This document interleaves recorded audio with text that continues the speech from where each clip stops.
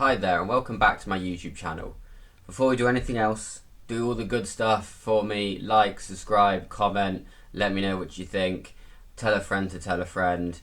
I love doing these videos and I've got a really great subject today of the immune system, but more specifically the immune system to do with sport, because illness is quite a hindrance in a high performance community with the training loads, the travel, nutritional manipulation that happens, especially when you're trying to cut weight, and overall just life stress can be a problem.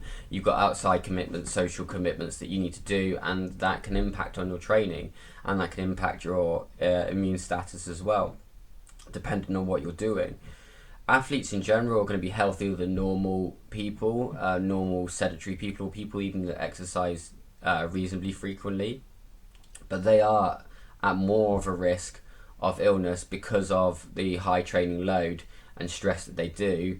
Means that their immune suppression is going to be a lot higher chance than someone that's not doing such a high workload. And if you're an athlete, you've really only got three options when you're immune suppressed, and that's to take time off and let it recover completely, or to modify your workload and maybe make it easier so your immune system can recover. But for most athletes or most people with mindsets in that field, you don't want to do that. You don't want to take the time off, which really leaves you with the third option, which is just to push through. Now, do you push through and just ignore the illness the whole time? That might not be ideal. Or do you let it recover somewhat and then push through with a slightly weakened immune system, but it's always going to be there in the back of your mind that it's not working. It's always going to be there for you to think, I'm not at my peak performance, I'm not at 100%. And for some people, that's just, that niggling thought is going to affect them on the day, and that's perhaps not ideal for athletes.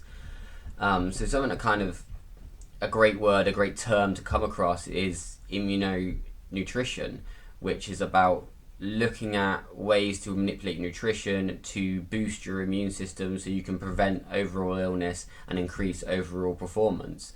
So you're looking at things like your vitamin D status, your iron status, things like that that are going to help you avoid respiratory tract infections or gastrointestinal problems which might occur.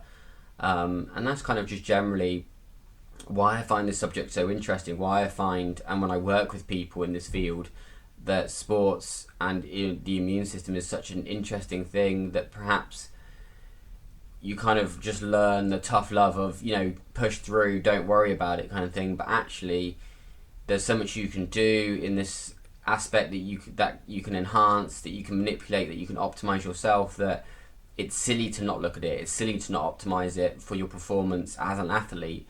Your physical exertion intrinsically is going to reduce your metabolism for your immune system, and that during recovery is obviously not ideal because you need your body to be able to recover from the stimuli so you can come back stronger than ever.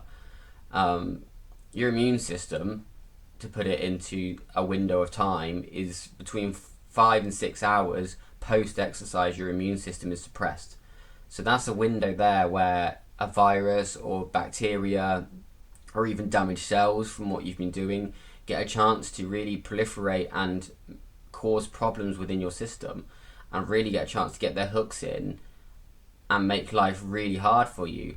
That acute immunodepression is obviously not ideal for you for overall performance and for you to be doing what you need to do as an athlete to perform at your optimal, or as a high performer to perform optimally during your day-to-day life. So this is a really important part to focus on, is that if you're exercising, you're going to get less ill than people that are sedentary.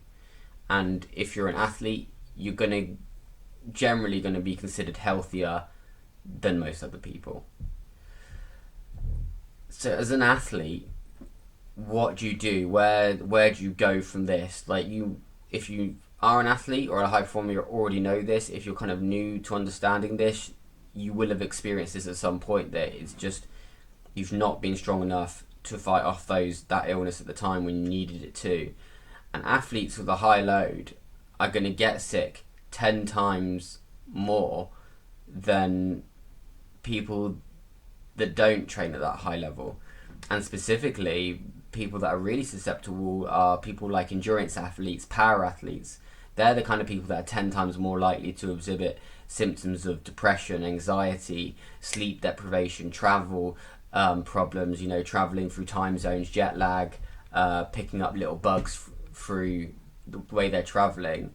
And this is not ideal. And to go back to what I've said earlier, you only really have options to take time off, take an easier load, or push through it all.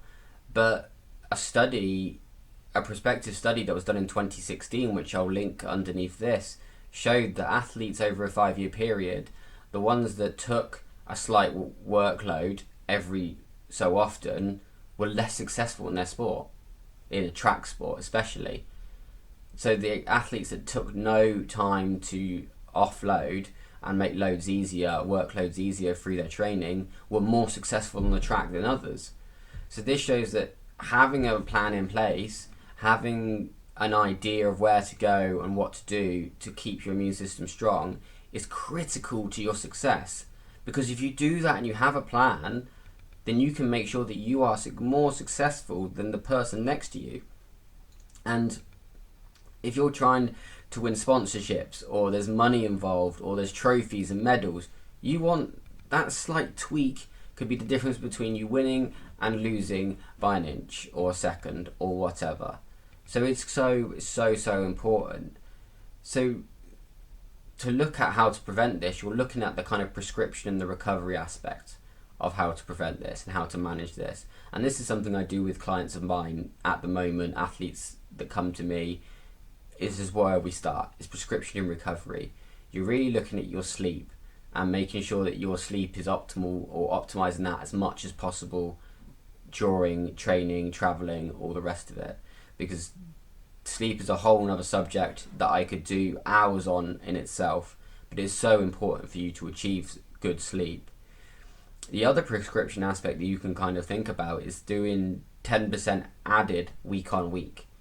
So you're not overloading the stimuli, you're not increasing it by a lot each time, you're just doing 10% of a weight, of distance, of whatever, however you're managing your sport. Obviously that's very individual, what sports are managing what kind of training loads, but this can be applied. You're just going to add 10% workload more each week, and not 50% more one week and none the next week, or 100% one week and then next week's another 100%. You're not overloading your body, you're giving your body a chance to adapt to the 10% extra and understand it, and then recover from it, learn from it, and then you're giving it another 10%, and it just puts those building blocks in for you to build an overall picture of strength and health for you to achieve optimally in your high performance or as an athlete.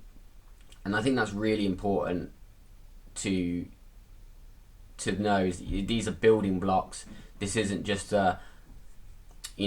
one thing you need to do to make it better. There's building blocks to put in place. And the other prescription thing to look at that I have looked at with people is the intrinsic and extrinsic load of what you're trying to achieve. So this can be, the extrinsic load is things like adding weights, adding distance to your body, and the intrinsic load is more your nutrition and how you're fueling your body to steer clear of things like inflammation and things like that. And then really when you're looking, say, nutrition, you're looking at flavonols, polyphenols, those anti-inflammatory, antioxidant kind of properties that are really going to help you with the recovery as much as possible, which is really what you want to do. And again, it's something you can deep dive in on with a health coach that I've done with clients, and it's really showing great performance and great overall recovery. The other aspect with this is just what I was talking about, is recovery, and obviously low alcohol consumption is ideal for recovery. Alcohol, while in small amounts, can be beneficial. Overall, it is a toxin to your body, and your body has to struggle with that first before it goes anywhere else. So especially during high training periods or competitions, low alcohol, or preferably no alcohol, would be ideal for your body, especially to recover quicker. And I think that's really important. The other thing to think about is your iron and your iron status. the Australian Institute of Sport showed that between 15 and 20% of females and 3 to 4% of males were compromised in their stores of iron during high training periods. So replacing iron is very important for you to do or to focus on. Again, you can go get your blood tested. It's not hard. You can speak to your doctor or your GP, or even these days you can just get a blood kit done yourself at home to test your iron status. So that's something to look at, something to be aware of as well.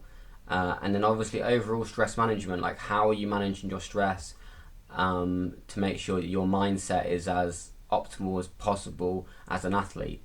To train at a high performance, you need to have that rock steady mindset, but you have to have things in place. So your stress management is things like, are you meditating? Do you have gratuity journal? Do you journal in general? Social connections, social network, like are all those things there for you? They're all really interesting things, really interesting aspects to think about. And they're probably the key points, the key things to think about, the key things to learn from. Again, like this is not a long video, so I'm not going into ultra detail, but if you have any questions for me, then feel free to ask. I'm always available. I'm always willing to talk about these things, and it's a really interesting subject. I really love helping athletes and anyone that wants to perform at a higher level and more optimally. Like that is a super big passion of mine. So this is a kind of subject that I love talking about, and I could talk about for ages. But as I don't want to bore you, I'm going to wrap things up here. So thank you for watching. As I said before, like, comment, subscribe. Tell me what you think. I'd love to hear what people's opinions are in this community. And yeah, enjoy some healthy hardship at some point this weekend, or this week, whatever time of the week this is coming out to you. And yeah, peace, love and positivity, and I'll see you on the next one.